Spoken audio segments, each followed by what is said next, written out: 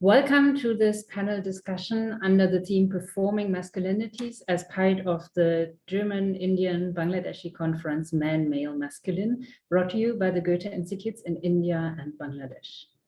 Meenakshi Shedde will today be in conversation with acclaimed Bangladeshi filmmakers Rubaiyat Hossain and Mostofa Sarwar Farooki, with celebrated Indian actress Tillotama Shome, and with renowned Indian filmmaker Devashish Makhija. How are roles written differently based on gender? How are actors and actresses directed and treated on set? What are the disparities in opportunities one gets in the industry? And do men consciously watch films by women directors? We hope for deeper insights from this panel. Dear audience, this is an interactive session, so feel free to direct any questions you have to the panelists by using the Q&A box at the bottom of your Zoom. And now it's my pleasure to introduce Meenakshi Shedde, who will guide you through today's panel. Meenakshi is a film curator, a journalist, and a South Asia delegate to the Berlin International Film Festival, the Berlinale. She's the winner of India's National Film Award for Best Film Critique. She has been on the juries of 20 international film festivals, is consultant to many others, and a mentor in script writing. You will get to meet her as a highly energetic, unstoppable feminist whose strong, straightforward voice gets out every week in her Sunday midday column. So make sure you follow that column and delve deeper into a broad range of themes, from that rich universe of South Asian films all the way to themes like how to raise feminist sons. But now let's go right into the panel, Performing Masculinity in Contemporary South Asian Cinema. Over to you, dear Meenakshi. Thank you so much, Kirsten, for that very, very generous and warm introduction. Good evening and welcome to the Goethe-Institut's panel on Performing Masculinity in Contemporary South Asian Cinema. Thank you to the Goethe-Institut, so South Asia, particularly Delhi and Dhaka, and especially Dr. Kirsten Hakenbrock. Thank you to all our panelists and to each one of you in the audience. I'd like to introduce our panelists right away. Mostofa Sarwar Farooki is Bangladesh's most widely internationally feted director. He has directed about 18 creative works, written 17 and produced 9 that have been at film festivals worldwide. These include Television, that was at the closing film at the Busan Film Festival. It won the Jury Grand Prize at the Asia Pacific Screen Awards in Australia for Best Asian Film. He made Do No Bed of Roses, starring Irfan Khan and Nusrat Imroz Tisha. He made Saturday Afternoon, Shonibar Bikel, which won 2 prizes at the Moscow Film Festival. And the forthcoming No Man's Land, starring Nawazuddin Siddiqui, in English, shot on 3 continents, with music and co-produced by double Oscar-winning composer A.R. Rahman, no less. Please give him a very big hand for this forthcoming film, and we really wish him well for it. And he also made his latest web series, Ladies and Gentlemen, on Me Too issues that recently dropped on Z5, and it is streaming worldwide. His production house, Chobiyal, has nurtured many film talents in Bangladesh. Welcome, Mr. Farooki. Thank you for having me. Yeah, thank you. Welcome. Thank you for joining us. Tillotama Shome is an international actress from India. Her vast body of about 37 works includes internationally acclaimed films like Monsoon Wedding by Meera Nair, in which she plays the unforgettable house help Alice. Schattende Zeit, Shadows of Time, the German film by Florian Gallenberger. Kissa, The Tale of a Lonely Ghost by Anup Singh, again co-starring Irfan Khan. Sir, by Rohena Gera, the Indo-French co-production that was at the Cannes Film Festival. And Death in the Gunge, directed by Konkona Sen Sharma. A lot of her work has explored gender issues in very nuanced ways, and she's a very thoughtful and outspoken actress. So welcome to our panel, Tillotama. I think you're on mute, maybe. Yeah, welcome. Rubaiyat Hossain.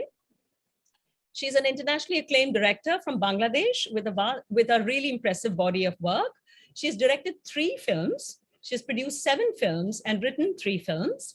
Her first feature was Meherjan, which also starred Jaya Bachchan and Victor Banerjee. Under Construction, which also had Shahana Goswami and Rahul Bose.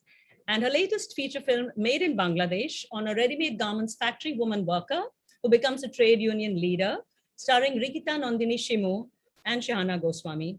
It released in 70 cinemas in Europe in 2019, also in US and Canada and Poland. Please give her a very, very big hand for that. That is an astounding achievement by any standards of South Asia. Brava. The film is distributed by Pyramid Films in France. Welcome, Rubaiyat. Thank you, Meenakshi. Thanks. Devashish Makhija, also internationally acclaimed director from India, director of very, very gutsy, very hard-hitting films, and also very thoughtful about gender issues, including Aji, which means grandmother, Bhosle, and a very large number of shorts, totaling at least 11 works in all. Aji is about a grandmother in a slum who takes revenge on the thug who raped her little granddaughter. Bhosle is about a mild-mannered retired policeman who sorts out nasties when migrant politics takes a nasty turn. His film Unga is a relatively rare instance of a film turned into a book that is currently the toast of the literature festival circuit, starting with the Jaipur Literature Festival. Welcome, Devashish. Thank you. Thank you. So I'll get straight away into the questions. So we'll have about an hour of questions, and then we'd really welcome questions from the audience, but you can, of course, keep writing them in the chat box. We'll keep noting them. Mr. Farooki, I'd like to ask you, a lot of your work has been shaped by gender issues, which is a running theme through a lot of your work, but particularly including television, which is one of my favorite films of yours, Do No Bed of Roses and Third Person Singular Number. I'm wondering if you can see a trailer of television, and then I'd like to ask you a question about it, please. ইসলামে প্রাণীর ছবি হারাম ইয়াল্লাই আগো গ্রামে আমরা ছবি তুলিও না দেইও না কিন্তু আপনি কি মনে করেন না যে আপনি গ্রামের লোকজনদের গণতান্ত্রিক অধিকার ক্ষুণ্ণ করছেন? পিয়ানো তো আব্বার ব্যবসা, আমি ঢাকা যাই নিজে ব্যবসা করে নিজের পায়ে খাড়াইতাম। তোমার কিচ্ছু করার লাগতো না, তুই খালি ফোনটা না কাটি ঘরের কোনায় এমন জায়গায় রাখি দাও যে নাই তোমার কথাবার্তা সব শব্দ শুনতে পাই। আই তোরা ভালোবাসা, আই তোরা ভালোবাসা, আই তোরা ভালোবাসা, আই তোরা ভালোবাসা, তাহলে ঠেও। আই তোরে ভালোবাসি না, আই তোরে ভালোবাসি না, আই তোরে ভালোবাসি না, আই তোরে ভালোবাসি না, ঠেলা। আপনি যদি আর একবার এই নিয়ে আরে আলাপ দেন, আইসোলেমেন্টে কই দিন। আই হিন্দু ননি, আঙ্গ ধর্মে তো টেলিভিশন দেখলে গোনা হয় না। বিয়ানা আসত কিল্লাই টেলিভিশন সাউন্ডের লাই জ্ঞান উঠবাস কর কানে ধরি।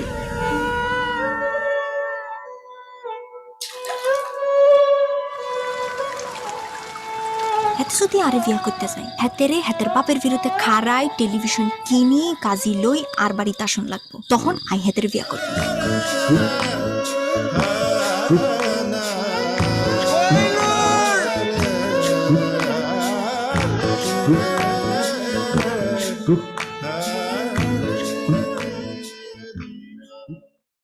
Mr. Farooki, I'd like to ask you, can you hear me?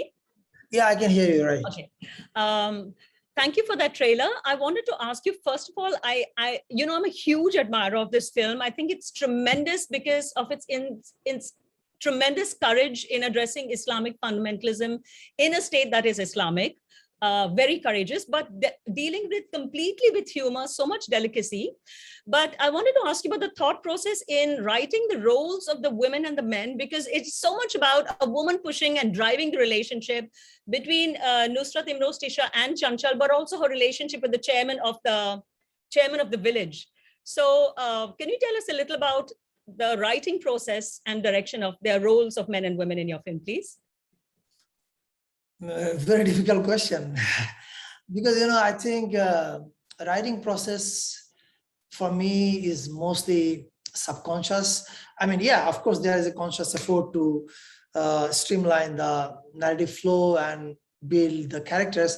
But I think when I write the first draft, I mostly respond from my subconscious mind.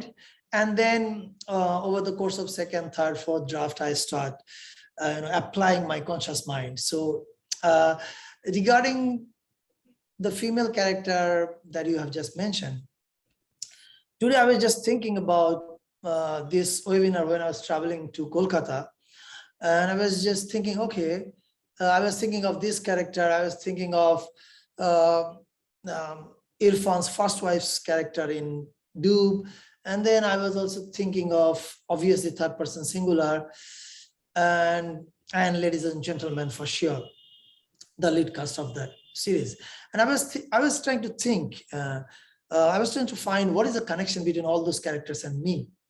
And I immediately know the answer. I mean, the answer is very simple. I grew up with two strong women. Then I fell in love with another strong woman.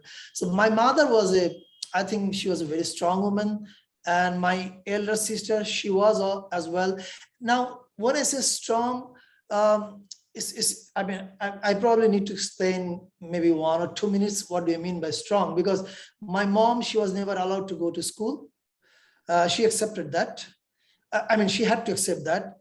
And then she was married when she was very young, like maybe around 14 to 15 years old.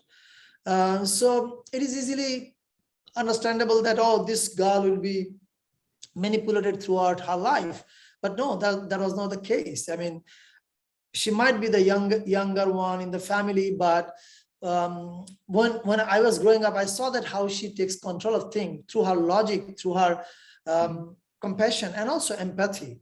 And also I saw her how she debates with people. Like, I remember when I was in school, my mom went to a mosque in Mahakali area, which is called Gausul Azam Mosque. At the time, women were not allowed to pray in mosque. I mean, that was not the culture in Bangladesh. And I don't know what happened to my mom. One day she went there with one of our associates, and she started arguing with the second man to Imam. And then Imam heard this argument, and he came in and he asked what she wants. And she said that I want to pray here, and why can't I pray? I mean, if everybody can pray, why can't I pray? And she was allowed to pray there. And from then on, it became a culture in that mosque that women go and pray there. So, I'm just saying one simple example. There are many, many small examples I have seen in my life, which probably stayed in back of my mind.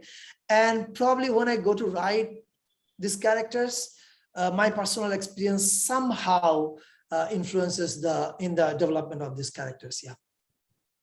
That is so beautiful. Because I think in some early interview, you had also talked about something about her, about dealing with the enemy with compassion. I don't have the right phrase, but something like that. You've described it in earlier interviews, which I thought was a very powerful thing to. And to me, that is a very strong running thread in television, where there's no enemy, but you are able to look at the enemy with empathy, even from the audience, right? That is so tough and hard to be convincing, but you manage that. So yeah, I think I always considered her to be a poet and philosopher, to be honest. Although she never read any book, I mean, she is just self-educated. And the point that you have mentioned, yeah, she always used to tell me, if you want to criticize someone, maybe you have to tell something to someone, go and meet him or her.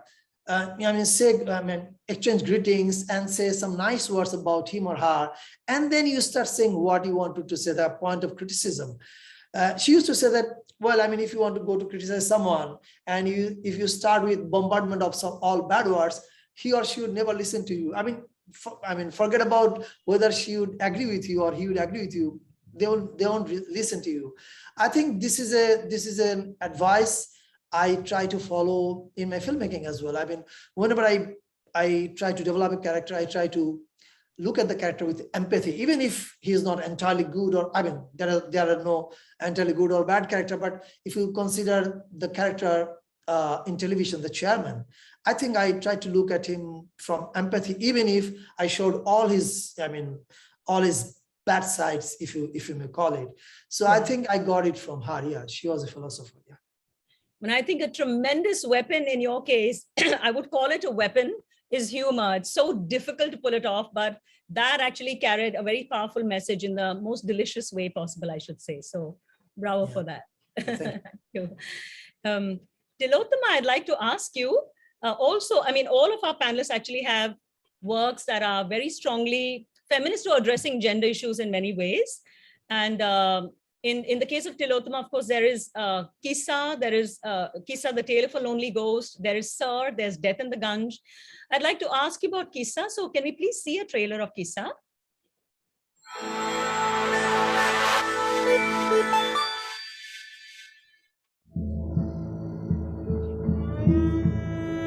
ਕੁੜੀ ਨਹੀਂ ਵੇਖਣੀ ਕੁੜੀਆਂ ਤਾਂ ਬਹੁਤ ਵੇਖ ਲਈਆਂ ਫਿਰ ਕੁੜੀ ਹੋਏਗੀ ਵੇਖ ਲਵੇ ਮੁੰਡਾ ਹੋਊਗਾ ਕਿੰਨੀ ਸੋਹਣੀ ਓ ਮੁੰਡਾ ਹੋਇਆ ਤੈਨੂੰ ਮੁੰਡਾ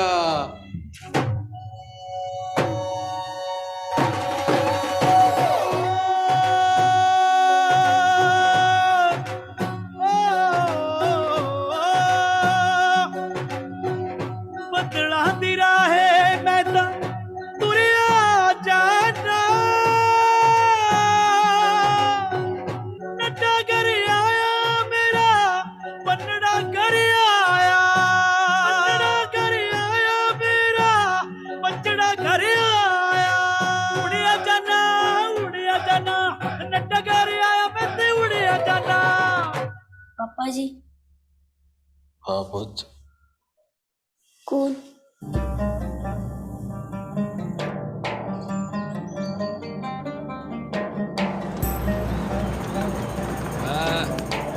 एक तीवी है जो वो सब दे सकती है जो तो कोई खो नहीं सकता ਵੱਡਾ ਸ਼ਿਕਾਰੀ तै तो तेरी धी दा हथ मंगदा अपने पतले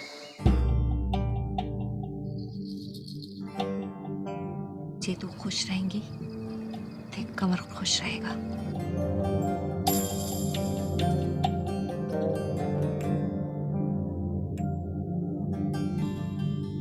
ना आदमी ना औरत न जीव न प्रेत और कितनी बार मैं सरापा किस्सा भोगांगा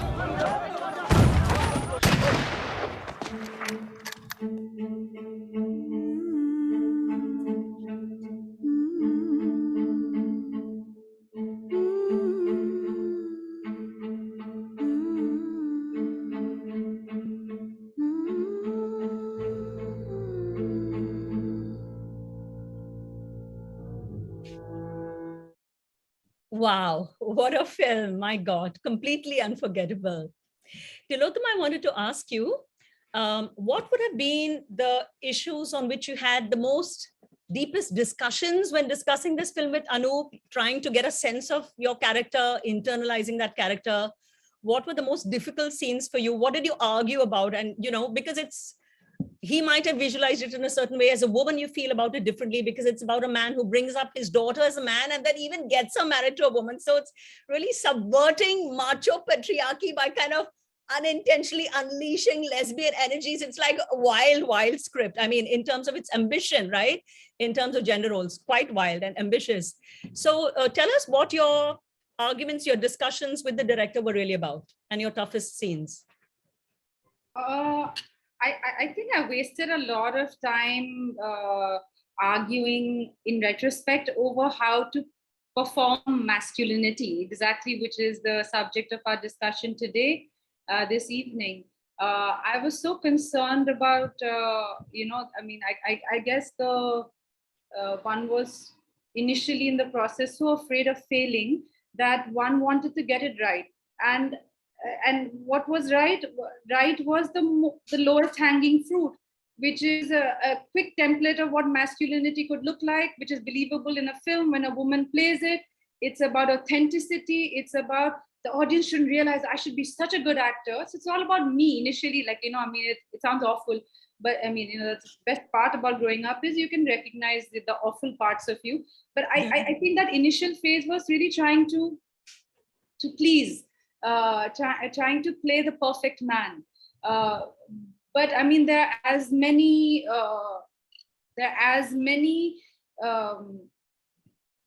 you can express masculinity or being a man in as many different ways as the number of men that exist. So who do I choose?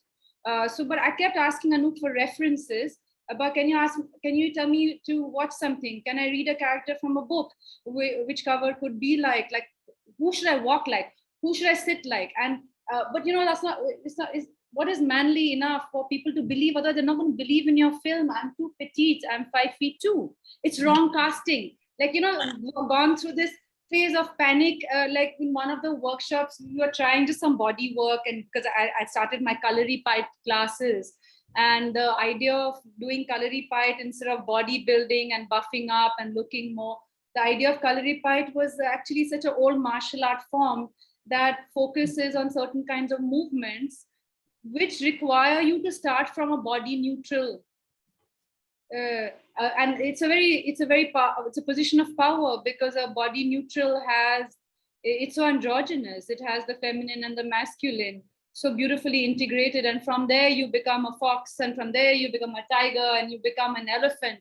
So that Kalaripayat is, takes the, it's a very deep kind of learning, and once you start incorporating it in the body, I think these questions went off, kind of, where I stopped asking him so much and hassling him with, which man to copy in the playing of a man. And I think finally, with exhaustion also, because I think I wore him out with my references, and we had time. So, over 9 months, I really pakawed him, and he did say that, I just want you to actually win his love.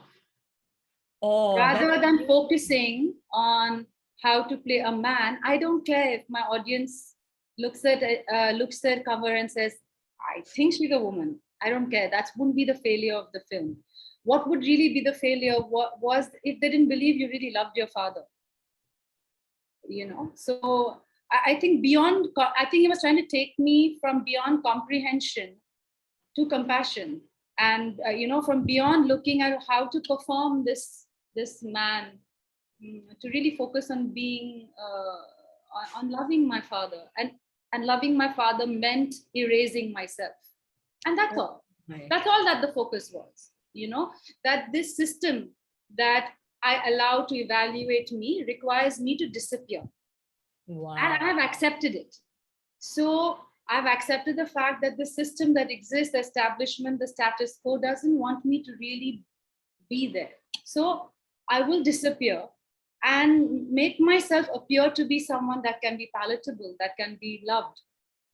And that became the agenda then. Then, it stopped. That whole thing of how to walk like a man or sit like a man kind of disappeared.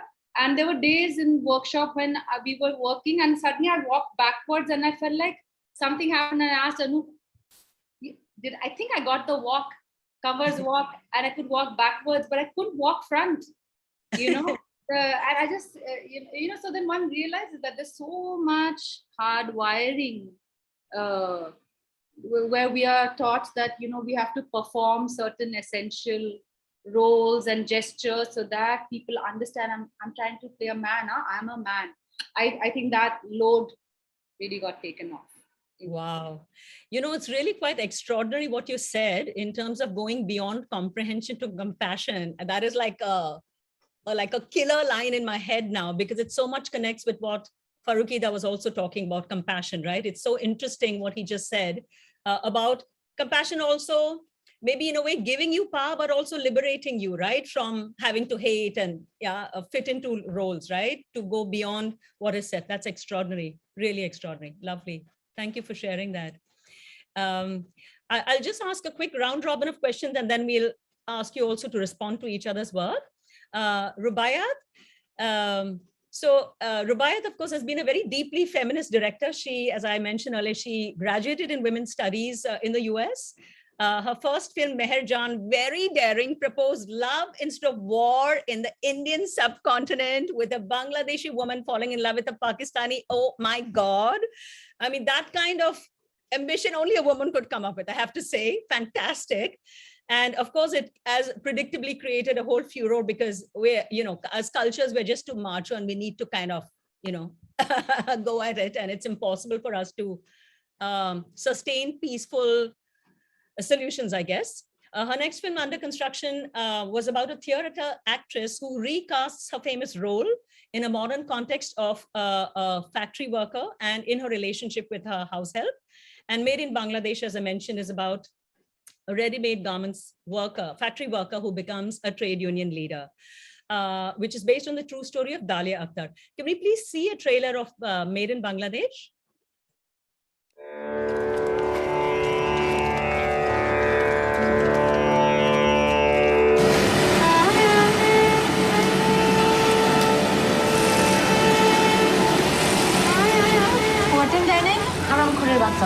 হারামের পয়সা খাইতে খাইতে সারা গায়ে তেল চর্বি জমে গেছে। কয়টা পিসের উপর তোমরা কাজ করো দিনে? 1650টা। তাহলে ভেবে দেখো, এরকম 2টা বা 3টা টি শার্ট তোমাদের 1 মাসের বেতনের সমান। হ্যাঁ, কাহিনী করে আমার টাকা দেন। কামে যাও না।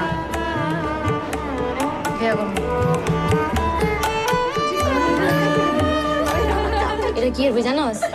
এটা সাইনের বই। ইউনিয়ন রেজিস্ট্রেশনের ব্যাপারে আসছিলাম। বেশি জড়াইস না। ইউনিয়ন করতে গিয়ে বহু লোককে আমি জেল কাটতে দেখছি। বাড়ি যাও, বিশ্রাম নাও, ভাবলেই দেখবা যে তুমি ইউনিয়নের ব্যাপারটা বাতিল করে দেবে। না স্যার, ভালো, কিন্তু আমারে আর কামে যেতে মানা করে। ওকে তোমাকে না বলা? তোমাকে বলবা যে তুমি ইউনিয়নের প্রেসিডেন্ট হইছো। আপা, আমরা মায়া মানুষ তো, বিয়া করলেও জ্বালা, না করলেও জ্বালা।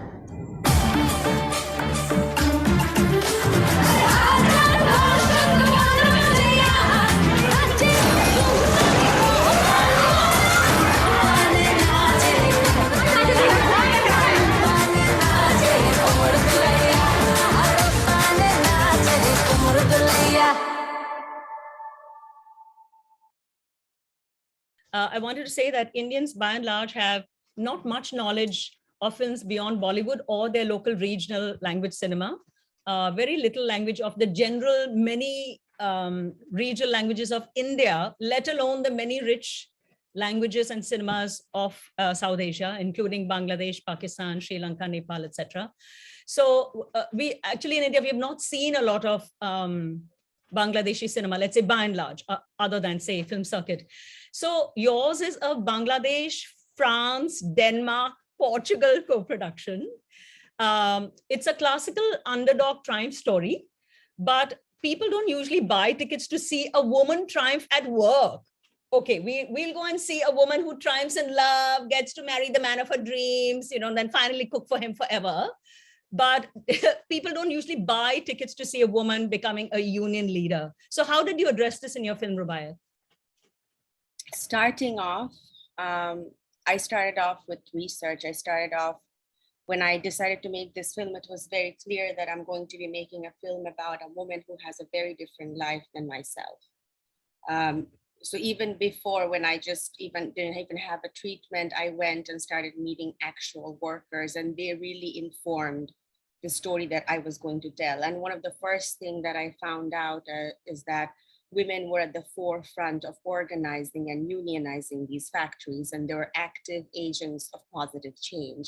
So I was like, okay, that's my story, the story of agency and this woman as a hero. And that's what I pitched, and it worked, because I think that it's cliche to see a Muslim woman being oppressed, because she's not oppressed. She doesn't need anybody to save her. She's got agency, and we need to kind of respect that.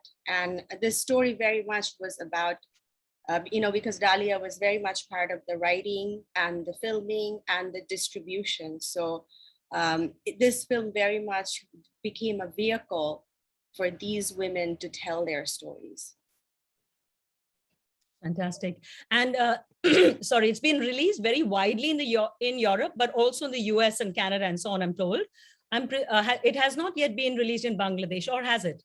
It's not. We have to, you know, we have to go to the censor board, which has always been an ordeal for me and for all of us, I believe. So I'm waiting for a right moment to do that. And with COVID, everything has slowed down. But you know, I would love to bring the film in theaters in Bangladesh, and also to some streaming platforms, so actual factory workers can access it more easily on their devices and watch the film. Yeah, that would be lovely.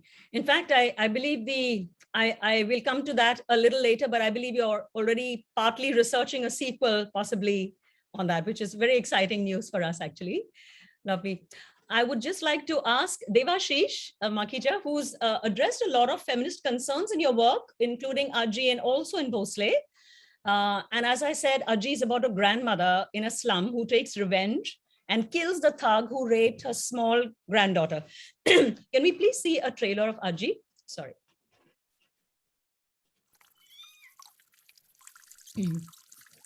Manda. Hey, Manda. Aji!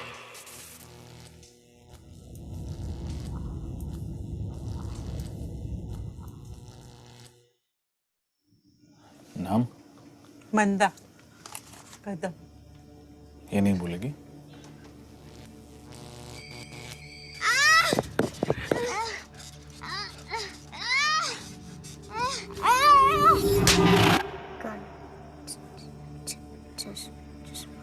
काला चष्मा बोले साहब धावले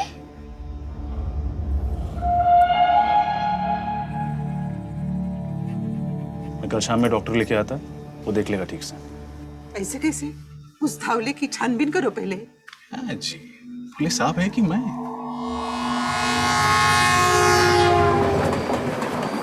बंदा डरने का नहीं वो सब ठीक कर देगा देखना तो पड़ेगा हो गया साहब हो गया ये लेप घाव पे लगा देना तू बोली थी जिस दिन खून निकला समझो मैं बड़ी हो गई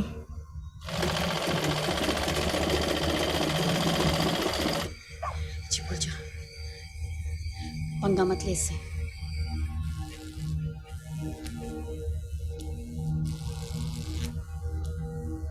तेरे वास्ते लाया मैं मुंह में नहीं लेगी कुछ मांगू तो देगा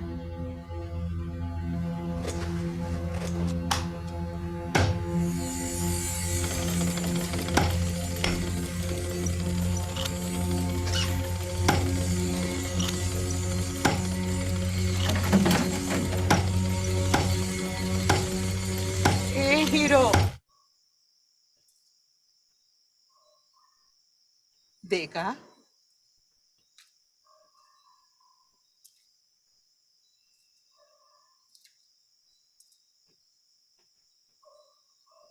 कौन है रे तू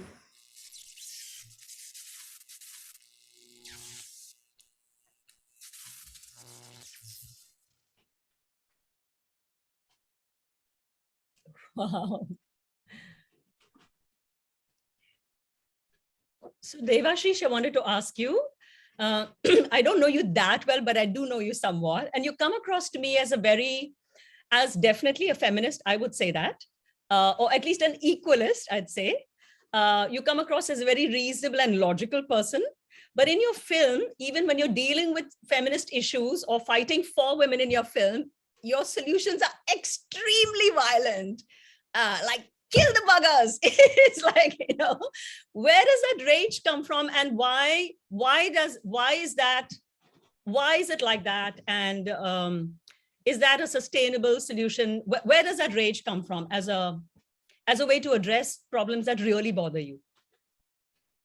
So I call myself a work in progress, like we all are. And I also always have claimed that when I wasn't born a woman. So even till the day I die, or maybe in another 2 lifetimes, I will not know what it feels like to, have, say, periods every month. I will not know that pain. I will not know the pain of childbirth. At best, I can imagine it, and I might just about get to 10 to 20%. My imagination can't go beyond that. So Aji and Bhosle, they were written actually many years ago, but they just happened to find funding and got made 5 or 6 years, 4 years back. So since then, I am not the storyteller that would sort of support the way a story of Aji sort of pans out and the kinds of things that a woman in a film like Aji does. Today, I'm not a proponent of that. But 6, 7 years back, that's about all I could understand, because there was rage inside on behalf of a woman, but not being a woman, I probably didn't know what it means, like what it means to have agency, what it means to live beyond a violent act and find a way forward. But since Aji, I have been talking to many more women, thinking about these things in deeper ways. And if I make a film today on similar issues, I guarantee you it won't end that way, because I am a little, rattled by that kind of rage and violence, because it really has no way forward from there. It's the end. It's the end of dialogue, really, and dialogue is the only way forward. Yeah. Have any of you seen Aji, or do you want to respond? Tillotama, do you have anything to share about Aji? Because of what he said, that he can only imagine what a woman's perspective is, and it's fantastic that you would say that and admit it, Devashish, that you've evolved, and you feel differently about it. That's very gracious of you to say so.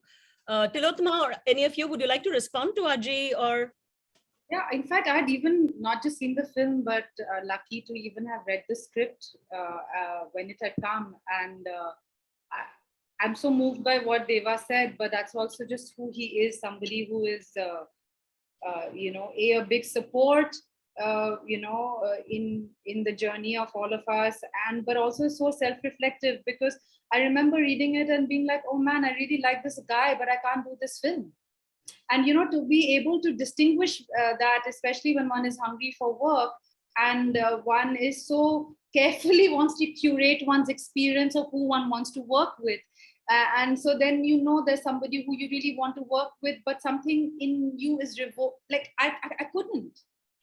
I remember exactly where I was standing. I know it was raining when I had made up my mind to say no to Deva's film. And I remember feeling terrible. And my food was lying inside the restaurant, and I stepped out to say no.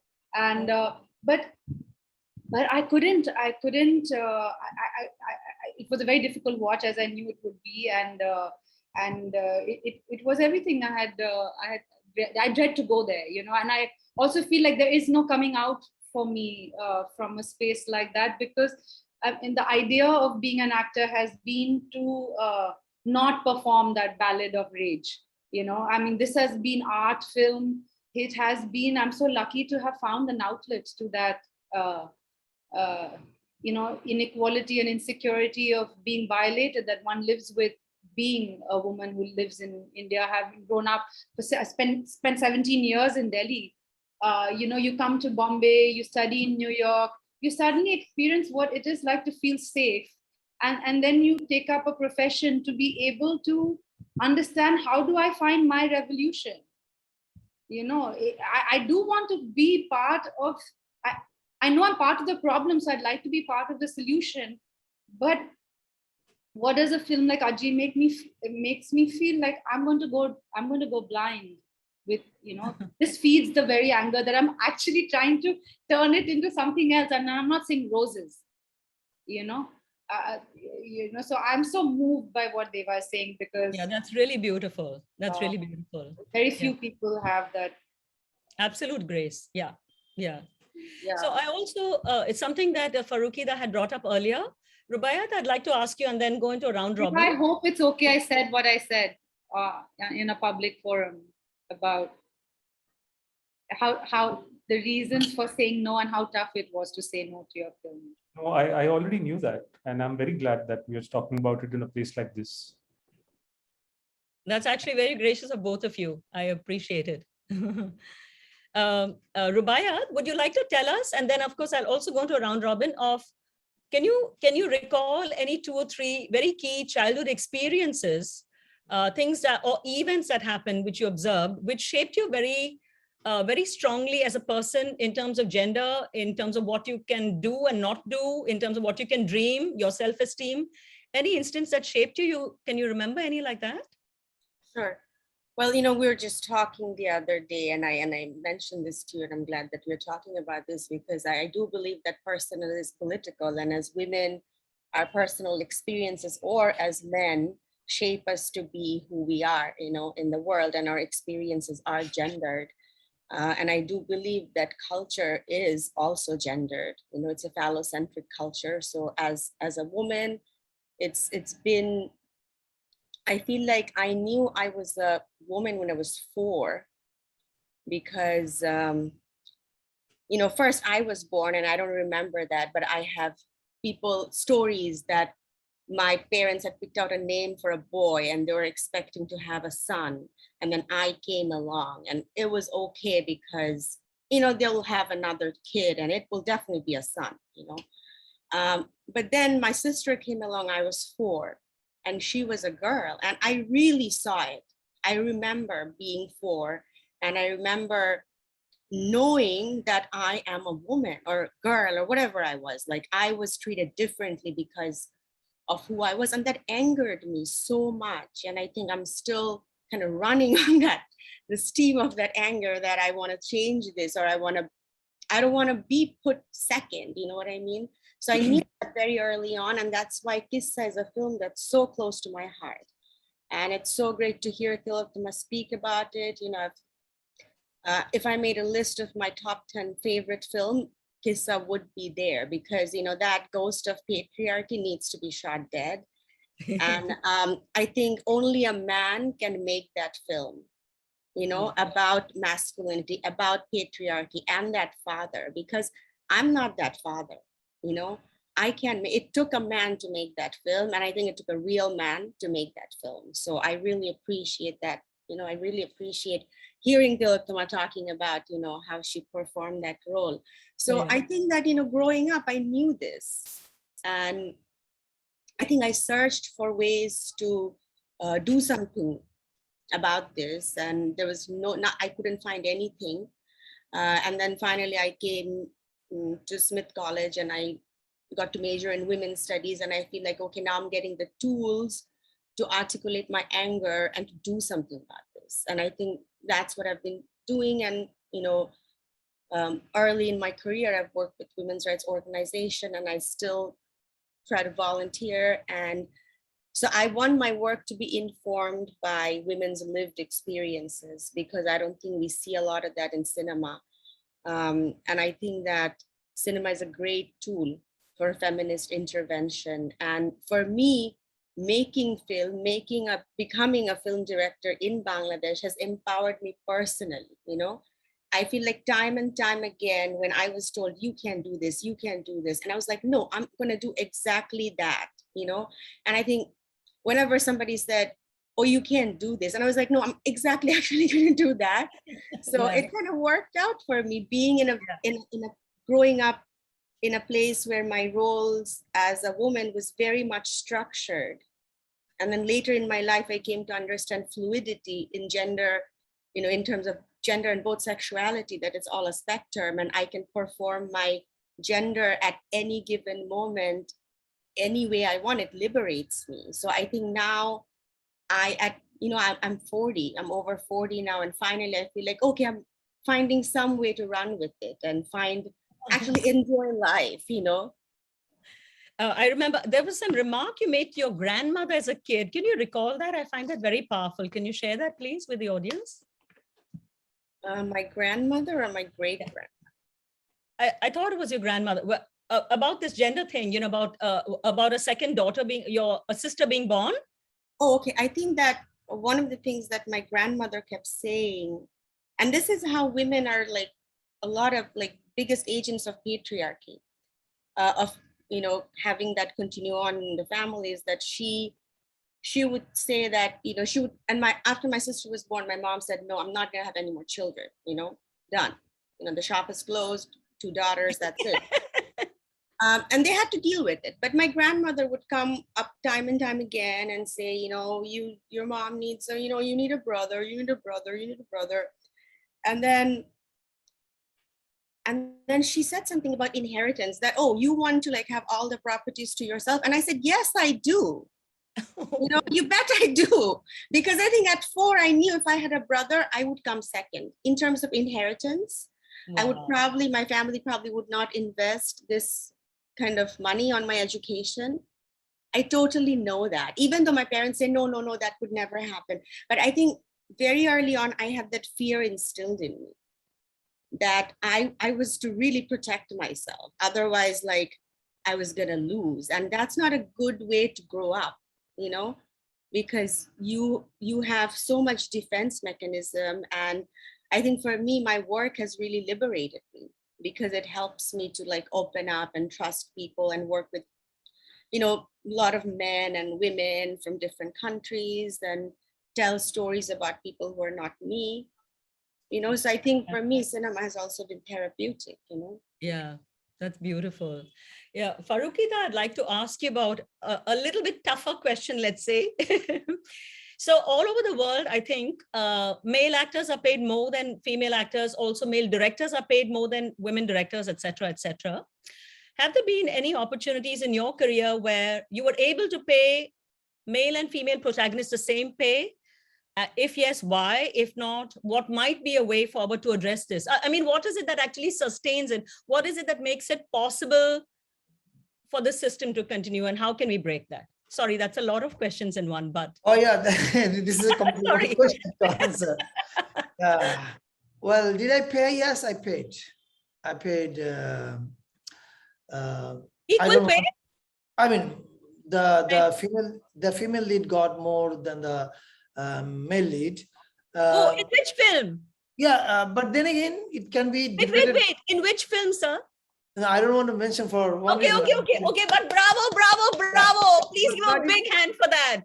But it can be debated in a way, like, because the female lead was more known and the male lead was not that known. So, I mean, how industry says the honorarium, like the star value, how much crowd you can pull, all those things. So from that point of view, it can be debated that, oh, okay, yes, you paid to the female lead more, but it is because she is more well-known than the male lead. But I know that this problem is so deep. It is hundreds of years of problem. Like initially, we never allowed women to work outside, right? And then we allowed them to work outside, and they said, okay, you work outside, but you work these certain jobs, and these jobs you can't do that. Then we said, okay, fine. When they started pushing, and then we said, okay, fine, you can also do this job. And then we allowed them to do the job, but we said, okay, but you take less payment. So I mean, these are the things. I mean, a lot of things got changed. It is because women kept pushing. And I believe that push, that movement is still on. And I know that a lot of people are talking about it. I know a lot of A-listers in Hollywood, they're also talking about it. And hopefully a change will come. I mean, like the way change came in the past as well. So this problem of equal payment, I'm sure we'll get somewhere maybe in next few years. Yeah. Farooki, what I'm trying to understand is what is actually feeding it, in the sense, I mean, sorry, I'm speaking as a lay person. If we see that our population is approximately 50-50 of men and women, audience, I mean, the population, right? If give or take 5-10 for female feticide and femicide and all, roughly 50-50, okay? Yes. So if enough men and women want to see films, what is it that sustains that a man will get more? Is it an economic consideration of like what is it that keeps people from seeing a film with a strong woman lead, where a woman is stronger? Or rather, also, let me put it more personal, how many films have you seen where a woman plays a much stronger role than a woman, or is directed by a woman? What are the films you've seen? Can you remember? I lost you. Oh, sorry. So these are kind of interconnected questions. I'm trying to understand what sustains this inequality. What is it in the audience? Like the paying power, ticket buying power of the audience. If the audience is roughly 50-50 men and women %, what is it that still makes this inequality of payment of salaries feeding it, right? Maybe it's to do with the fact that not many people are interested. Maybe not enough people see films where a woman is the protagonist, or directed by a woman. That's not so interesting, or I don't know what. So I'm trying to also make it personal. Can you recall any films that you have seen that have been either directed by women or where the woman is leading the film, other than your own work? Yeah, I mean, there are many films which I loved directed by women. I can instantly Any in recall. South Asia? Any in South Asia? Sar? Yeah, absolutely. Yes, Sar is there, Tillotama is here. Yeah. And then outside South Asia, I instantly can recall Silenziama's Portrait of a Lady on Fire. Which one, sir? Oh, yeah. Okay. Yeah. Portrait of a Lady on Fire. This is a brilliant film. Yeah. Yeah. Of course, there are many films. I mean, right now I can't recall. As I said, I woke up 6 in the morning and I've been traveling. I can't recall, but there are many films I'm sure I have loved, directed by women. I'm trying to understand why is the female gaze seen as a liability? That it's not something that a producer, exhibitor, distributor want to put their money on. You know, female gaze. It used to be seen as a liability, but I think things are changing. I mean, I see changes around me. I see changes in different countries, and I believe that it is going in the positive direction. I really feel, well, I know that the challenge is huge, but I really feel hopeful because I see the change is happening. Okay. And Tillotama, any occasions where you've seen any reason what Farooki was saying, something to be positive about? Have there been strong, for example, strong women screenwriters or examples that you see that that makes it hopeful in this sense? Yeah. Meenakshi, one has to choose hope. Like I was saying, that one chose to do films that to sublimate one's anger and rage, like, you know, Rubaiyat was saying. I remember in your film Rubaiyat, when in Under Construction, there's a line when you know, she says if he doesn't beat, just because he doesn't beat up his wife doesn't make him a good man, you know. Our standards are so low. Standards are so low, right? So I mean, I remember saying, Shahana saying that, oh, why are you saying he's nice? Just because he doesn't beat me up. Like, that's all it, you know, that's all it takes. But I do feel that, you know, it comes from also like, I mean, there's much said about payment. The previous question about money and there being a disparity in that. I feel there's a larger disparity that I faced when it was beyond gender, that you're an artist, you shouldn't ask for money. You know, it's about the art. Okay, so then you struggle through that conversation and dialogue and understand that the commercials of the kind of films that one is making, there are many restrictions within that in terms of budget. You're working with limited means. Then you're shackled by the budgetary constraints and then your own conditioning and social conditioning, right? So I feel about the equal pay thing, I know I have a sense of it, but it's really coming with experience. And I think one thing that I want to say here is having a sisterhood, which is maybe non-unionized, you know, is really essential. One of the things that I learned from my wonderful girlfriends who were working in this industry in Bombay when I moved here, because I worked in really independent films, and because when I moved here and I would get a contract, I would not get a contract. I would keep asking, where's the contract? They're like, you need a contract, but you know, it's all about trust and feelings. And I'm like, yeah, but I still need a contract. You have a lawyer, you know. So they were so shocked by the tools that we are meant to use to empower ourselves, you know, because we are educated.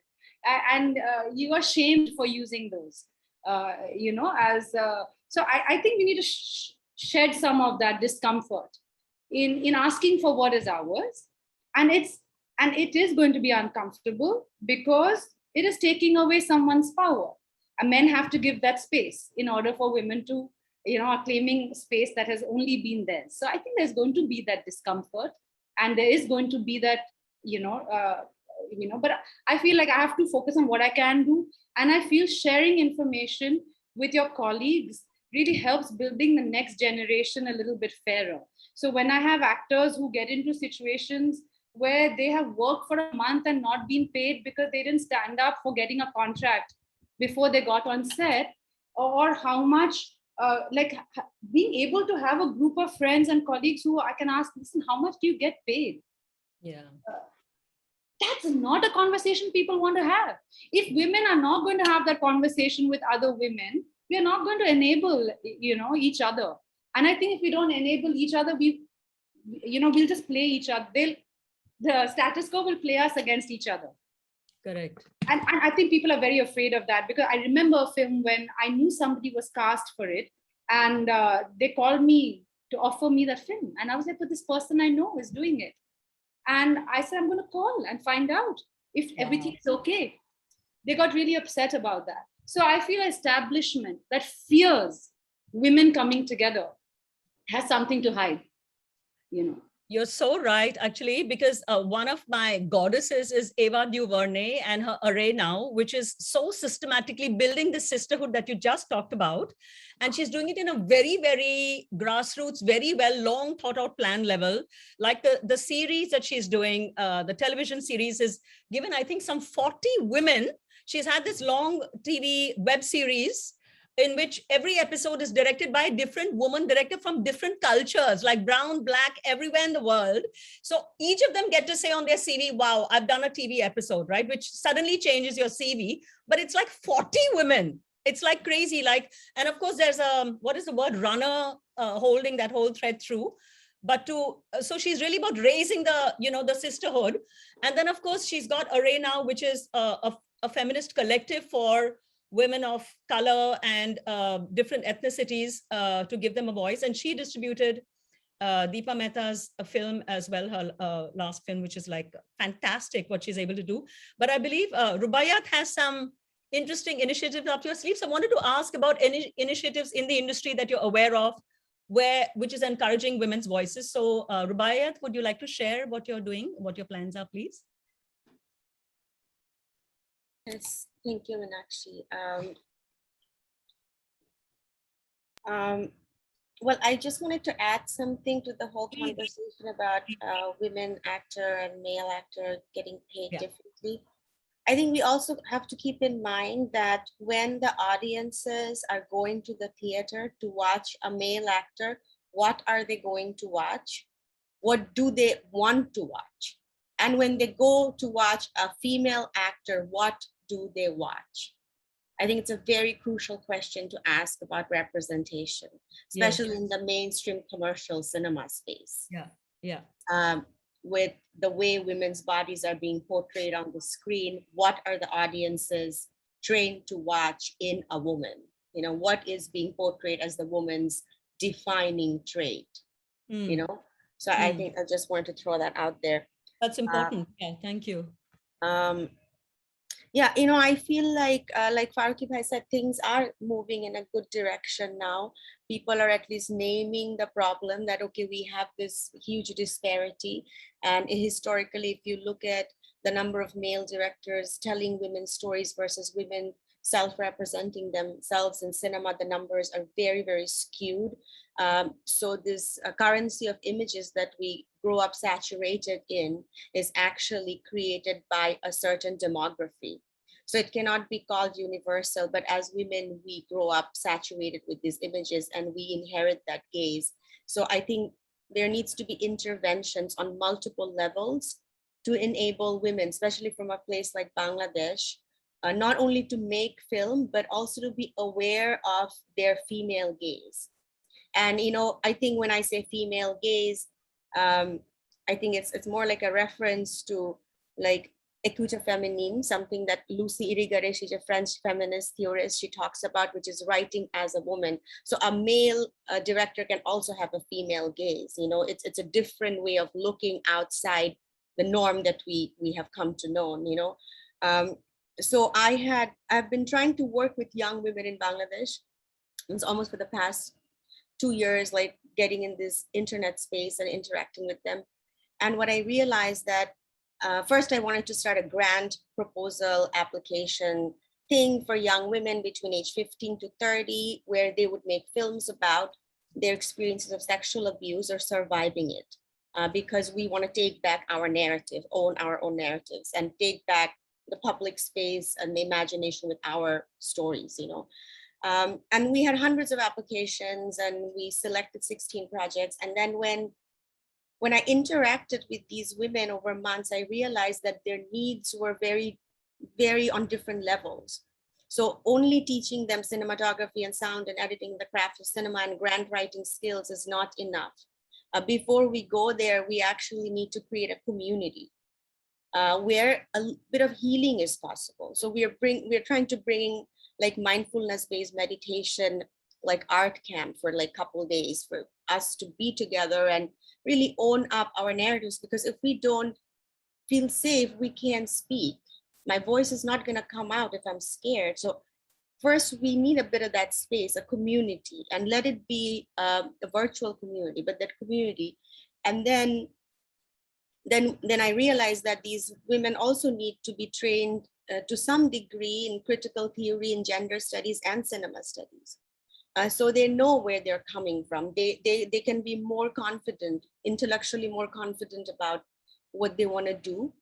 Also watch a series of cinema made by both men and women, but mostly women, which is contemporary, and have Q&A as much possible. And also take part in leadership program, because directing films is a leadership job, which may become more easy to men, or the performance of masculinity. But I had to struggle with how I will be a leader on the set, So I think leadership training is very important. So we are doing all of that, and my program kind of got prolonged as I worked with applicants and realized their needs, and hopefully we will be able to launch in a couple of months. And it's a great experiment. We'll see if these women who have never made films, we put them through this training, and then at the end, maybe we'll have some great films, Wonderful. I'm sure it will. This is Sultana's Dream, this fantastic initiative. And the example that I was giving earlier of Eva DuVernay is Queen Sugar, the series that had 40 women directors, each direct one episode in a very, very popular series. And the film, many films that she has distributed include Deepa Mehta's Funny Boy. So she's, distributing also a range of women's films of different ethnicities. So I like very much this brown-black collaboration. Usually we're kind of in our own little cubby holes, and there's real tremendous power there from connecting with other marginalized communities, or who all have rich cultures on our own. But I'd like to also ask Devashish, what has been your experience in terms of payment, in terms of parity, and what is a way forward? What might be a way forward to address this? I'll take off from something Tillotama said. In the art independent space, there's hardly any money going around for there to be a discussion around parity. And it's actually a very serious issue that I have not been able to wrap my head around. In the early 90s in America, there was the end of the independent movement that sort of petered out after Sex, Lies, and Videotape. So I researched that particular movement to understand how did they sustain those films on $150,000, on $200,000. And then a lot of interviews came to the surface, and a lot of the actors around that time spoke about how they were manipulated and how they were overworked and how they were run into the ground with promises of, we are trying to make art, and you got to prioritize art over talking about money, and let's keep the focus on making something artistic. And that is not a self-sustaining idea, especially if you're working in cinema, which is, even if the cheapest film is a lot of money, and it's often someone else's money. So in our space, that parity payment argument, I've never arrived at it, because, for example, in Ajji, Sushma Deshpande being the primary protagonist, got paid more than everyone else, yes, but how much was that? It probably didn't even cover her food expenses for a year. So I don't know if this artistic pursuit is a self-sustaining one. So I have never faced the argument of gender parity in payments in my films, but outside of it, in the commercial space, it is a very horrific disparity, and I have a take on that. So please tell us. You'd asked us this question that when we were young, what was it that we saw that might have brought our notice, gender disparity to our notice? And maybe I didn't think about it as a child, but it stayed with me. So in Calcutta, when I was growing up, I grew up in a ghetto kind of mohalla. And I remember I have an elder sister, and when she used to go to school or come back from school, often my father either had to pick her up on the scooter or I had to walk her back, because at every turning were a bunch of boys playing carom, catcalling, following girls. So I remember much later thinking about how I never saw enough girls or women on the streets. It was just men and boys and men and boys. The streets were filled with testosterone. So when you go to a cinema hall, like Farooki said, today it's a much better situation because you're watching films on devices and you're not subject to a hall full of men catcalling when an item song plays. Yeah. So when we went as a family to theaters, maybe once a month on a Sunday, the balcony had some families, but the stalls were only men. And in the darkness, God alone knows what those men were doing. So there was such a sense of, intimidation and fear, even when we went to a theater. It came from the fact that, men dominated theater spaces and therefore they're watching films that are aspirational in a certain way. So they're going to watch men do things that they fantasize about. So of course, it's going to be male dominated and characters are going to be written for male stars. And therefore, male stars are going to take home 100 times the salary that a female actor would. But that today, with theaters taking a backseat, at least for every other kind of cinema than blockbuster cinema, is changing. So I think you have to keep the focus on what is changing into and where we are heading would actually serve us, because thankfully that particular paradigm is slowly falling apart. Very interesting. Very, very interesting on how technology is actually maybe forcing something that's not happening organically. That's fantastic insight. Fantastic. I'm just going to, for a moment, throw the floor open to questions from the audience. So thank you for asking. We have Dr. Katerina Gergen who asks, how can men in the film world be allies in shaping new versions of masculinity? Fantastic question. Thank you, Dr. Gergen.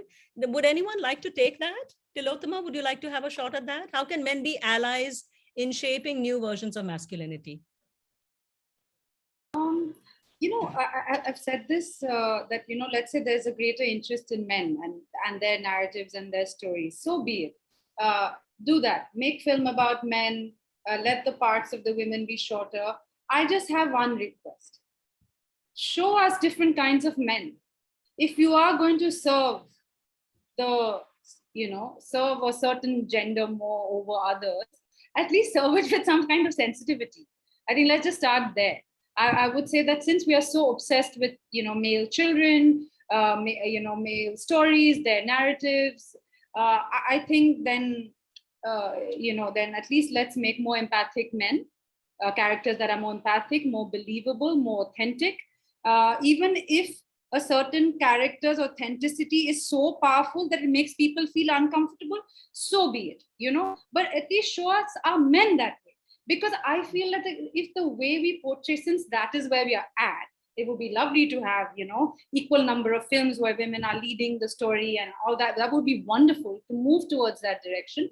But since we are here right now, I feel like at least part of how the men can become allies is by making us look at men who are more authentic. And, because misogyny, I feel, really thrives when we pigeonhole people into caricatures, So if a man is a non-conformist and doesn't conform to what is masculine behavior, he becomes like a caricature in a film.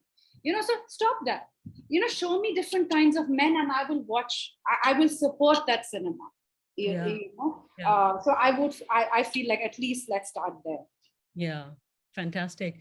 We have a kind of, I think, maybe a bit provocative question from someone called Asad. Do we need to hire gender or talent? So this is like full googly in the mix. Does anyone want to take that? Devashish, you want to give it a shot? It's probably the hardest question to answer, because when you talk about representation, some of the questions that Meenakshi, you and I think all of us individually spoke about, you use the word quota. And yes, and somewhere that word is an abyss, because you start discussing that, you are precluding, that the particular section that you're talking about having a quota for is not capable of fighting for themselves, does not have agency. It's a tricky one. I'd like to discuss that with you. It's a very tricky one. Yeah, it can be considered affirmative action, like a quota for scheduled caste, scheduled tribe, Dalits, whatever, or blacks, or whatever, right? How do you change the system unless you give them a foothold? So it is murky territory, but please share your thoughts on it. Yeah. No, like even the quota for SCs and STs, eventually it became rife with corruption, because to then oversee that and ensure that it's only for deserving is very difficult. So do we prioritize gender or talent? I think it's something that comes from within each one of us when we are exercising our options. So it should show in action. It's very hard to discuss it and come up with, a certain kind of rule that will broadly fit all. It's impossible to do. Yeah, yeah. So we have, I actually wanted to ask Farooki da, if I may, sorry if I'm disturbing you. I was very fascinated because of what Rubaiyat said earlier, also Tillotama, about how do you put out films there to make it interesting if there's a woman protagonist? I wanted to ask you about your third person singular number. So interesting about, just a woman walking home at night and she's being solicited, kind of hounded, exactly what Devashish said earlier. You can't just walk home a woman without being, made to feel truly wretched. Have you tried different techniques of looking at an audience? Also feeding into what Devashish talked about, this macho testosterone and audience, but I think it's also a numbers thing, right? 100 guys in the audience in the dark, there's a whole other power number than if you're individually spotlighted. Like in the darkness, it's like insane. The power multiplies many times. So have you tried different ways of reaching an audience? Like I remember once for this film Fire, Deepa Mehta's Fire, which was about many issues, but also, kind of foregrounded a lesbian relationship, which is, oh my God, a very long time back. And so fascinating. There was a special, I thought it was brilliant. It was a coup, master coup. The distributor then was a company called Shringar Films, which was a real cult thing in those days. In Goregaon, which is a very distant suburb, they had a press show for women. They had a press show, but I thought it was ultra cool. They had the show for a woman-only audience. And I will remember that audience till I die. The masterstroke that he did, which even till today, which is maybe 15 years later, we've not thought of. It was a woman-only audience. So Devashish, we were doing the flip of an all-male audience. And, there's always a very different energy in any room where there are only women in spaces without men. They just feel a whole different freedom to be how they are. But he also made arrangements to have what is it called? Like a child creche thing where you can leave your babies. Immediately, all the young mothers came who would never otherwise go to a movie. They're all sitting at home looking after babies. But the minute, because men are in the office, but the minute you have a space where kids are taken care of, they can actually be women on their own, right? So in the case of any of your movies, including third person, singular also, have you tried different techniques to get different audiences than the standard audience that comes to a theater, sir?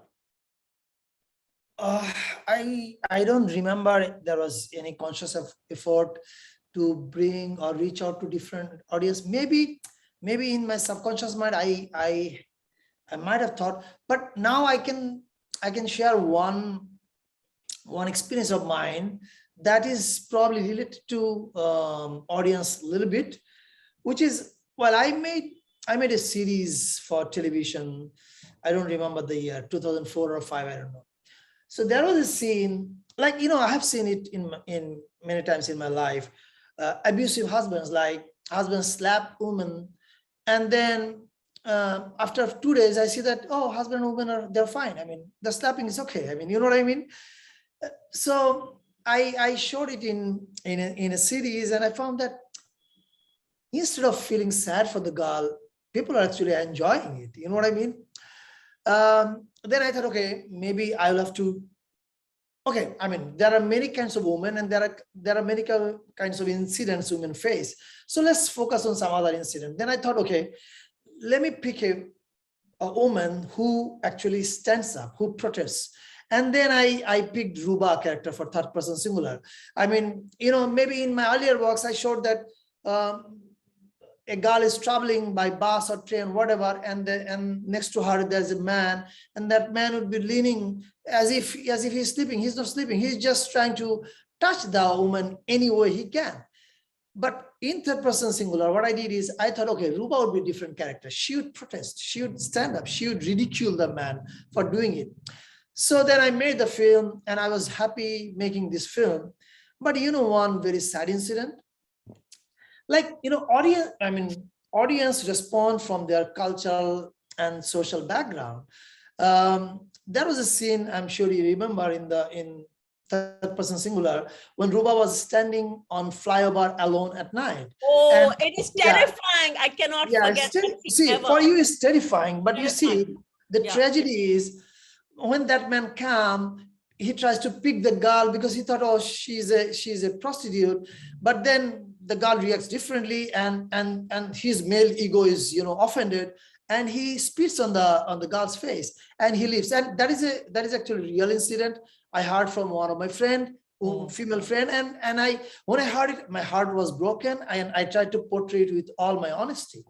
And the reaction in Dhaka middle class, like you said, is terrifying. They also felt it terrifying.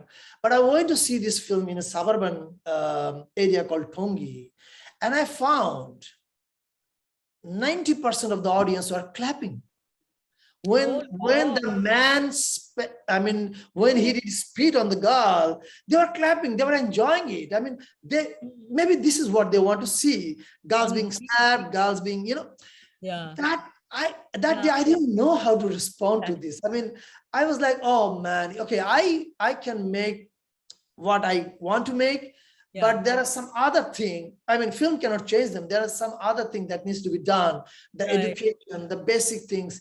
These are the things actually I think need to be done. Education not only in Bangladesh but also in America. Like if you look at the Trumpers, you see education. So I mean, so these are the things actually that also play a part in when you talk about those masculinity, impact of media or impact of society on media. Very true. It also feeds into what Rubaiyat was saying earlier about not just teaching them film craft, but supporting them in many other ways. So Rubaiyat actually has a question from Ifra. Had a question for Rubaiyat Appa.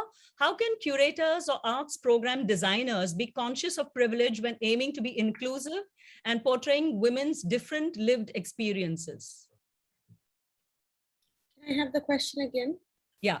How can curators or arts program designers be conscious of privilege when aiming to be inclusive and portraying women's different lived experiences? Well, I think it kind of goes back to a question that came before about gender versus talent, right? But I think this is beyond gender or talent. I think it's really about a representation, because I think art is political, whether or not we admit it. Representation is an act of politics. Who gets represented and who represents whom is a very crucial question we really need to ask. At least that's what I believe. So I think that when you're looking at art, or when you're looking at human experiences externalized, transformed for other people to experience and see, I think diversity is really important. So I think if you have like an exhibition where you have diversity, I think that's what you're looking for really, is a diversity of experiences, because up until recently, these festivals had a lot of only male directors because they had superior craft.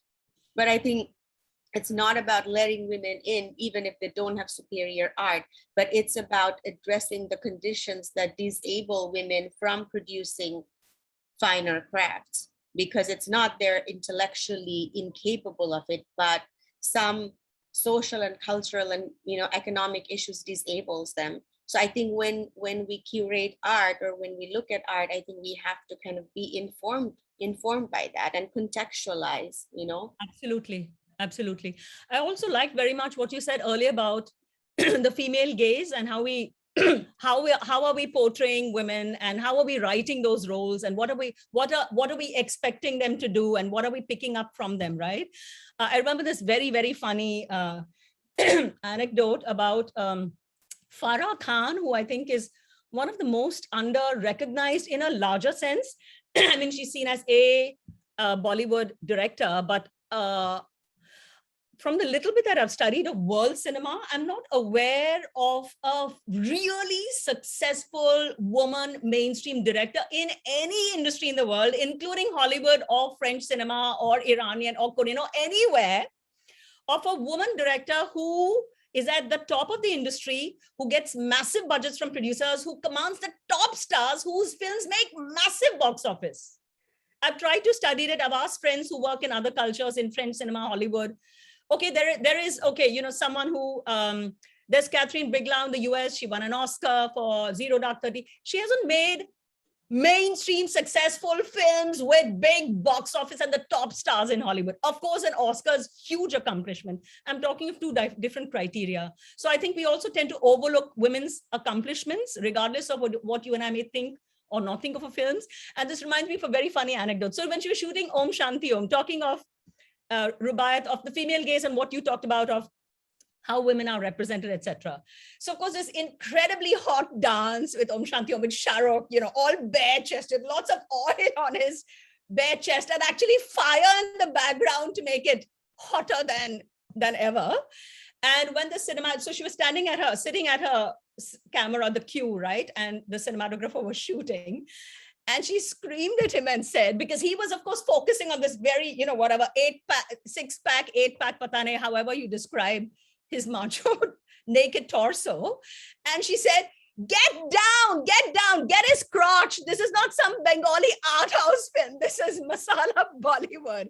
And I found that so interesting. Okay. So this is a woman director then intervening on behalf of what she assumes is a female audience and what the audience wants to see.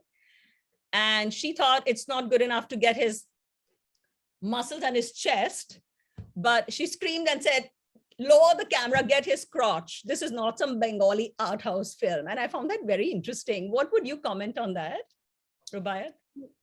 I would think that it's kind of problematic because if we are to define men, we're looking at their crotch. To define women, we're looking at their boobs and their crotch. Then we're reducing us, our individuality, to our sex appeal, you know. And I think that's hugely problematic. And one of the item songs, and I think even though Farah Khan, I think she makes it so big because she actually does not use the female gaze. I would argue that she actually feeds into the pleasure of the male gaze, where she kind of stages almost like a gang rape scenario in Sheila Ki Jawani, where one woman is surrounded by 50. I don't think that's any woman's fantasy, to be quite honest. That could be a masculine fantasy. And I think that the angles and the way women's bodies are shot, I just think that it's problematic. And I think that I just feel very uncomfortable watching a woman that way. And as a director, I would not want a woman or a man to move that way, at least in my frames, you know. Sure. No, I completely see. And that actually is a very interesting contradiction, right? A woman feeding in the masculine gaze. So that's really interesting. There's another question coming for Farooki, sir. Is he there? Not sure. Okay, he'll join us in a minute. There's another question which says, I don't know whom it is meant for, maybe, and if you can address it, it says, affirmative action is needed for SC/ST, LGBTQI, and there is talent never seen or looked for. What do you think? I'm not sure I fully understood the question, but maybe it feeds into the earlier question that Devashish talked about of quotas, whether they should be, or what Rubaiyat is planning, you know, by way of affirmative action, by empowering women's voices to actually be out in the public domain. Would that be something you want to address? Can I take that? Sorry? Yeah, can I take that? Please, yes. I'm actually putting myself in a spot here by wanting to take that because I have a very conflicted opinion on the matter. But sure. Over the years of trying to wrap my head around representation and quota and all of those things, I realized I'll just connect this to a very personal, experiential epiphany. So when I came to Bombay to make films, it was after almost doing my master's in economics, then being a journalist, then being in advertising, and just being all around confused. And then when I came all around talented, I would say, Devashish, come on. The word was confused back then. So when I came to Bombay, I met people from a Film and Television Institute and a National School of Drama, both of which I didn't know existed until I came to Bombay. So I was not made aware of the possibilities out there. So I thought my options were limited. And I just came here on a whim. And so my options suddenly expanded at the age of 24. So I think that, and this is the reason I even write children's books. I write picture books alongside making cinema, because I think we've got to catch women and every other section of people that don't get represented. We need to catch them really young, catch them at the age of 4, 5, 6, 8, 12. Tell all of them that, there are options beyond what your family or your immediate universe is going to allow you to even consider. And that, I think, will lead us maybe in a generation, 2 generations, I think in 3 generations, we can reach a place of, genuine equality. That is something that we are not talking about enough, I think, in the mainstream discourse, about just talking about these things really young. Correct. Yeah, because I feel adults are a little bit useless. So at least the young can be, a little bit impressionable, and you can actually shape their ideas a bit. You're absolutely right. And they're waiting to be told. We just not take the trouble of talking to them. Right. There's another question from Debanjan Dhar, question for Meenakshi. As a long-time programmer and also someone who's been on multiple juries, have you noticed any condescension, any kind of discriminatory treatment of women by men, instances of disregard of the opinions during committee jury deliberations? If so, how has the reception of your social location as a South Asian female programmer varied across cultures? Not in my personal experience, as you probably figure. I'm a bit of a bully in terms of my own views. I don't like to overlook other people's views, but I like to make mine known.